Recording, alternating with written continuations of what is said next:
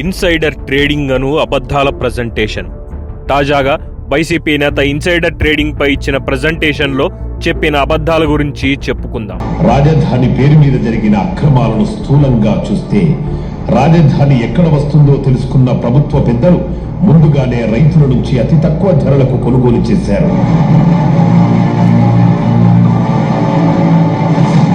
Insider trading కు పాల్పడి రాజధాని ప్రకటన జరిగిన సెప్టెంబర్ 4, 2014 లోపు తుళ్లూరు, తాడేపల్లి, మంగళగిరి మండలాల్లో ప్రభుత్వ పెద్దలు తమ బంధువుల పేర్ల మీద, బినామీల పేర్ల మీద భూములు కొనుగోలు చేశారు.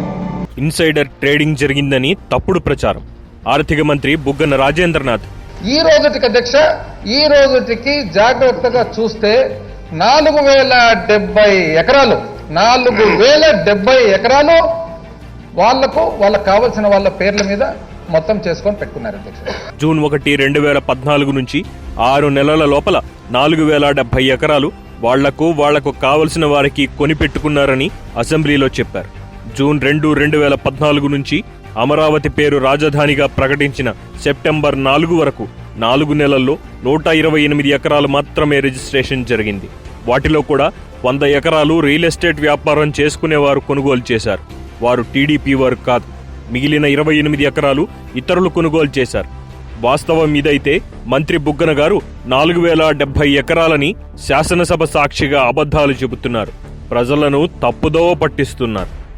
అంటే వైసీపీ ప్రజెంటేషన్లో చెప్పిందంతా అబద్ధమనేగా అర్థం. ఇన్సైడర్ ట్రేడింగ్ అనేది అమరావతిని చంపేందుకు చేసే కుట్రలో ఒక భాగం మాత్రమే. వైసీపీ నేతలు, మీ కుట్రలు చెల్లవు.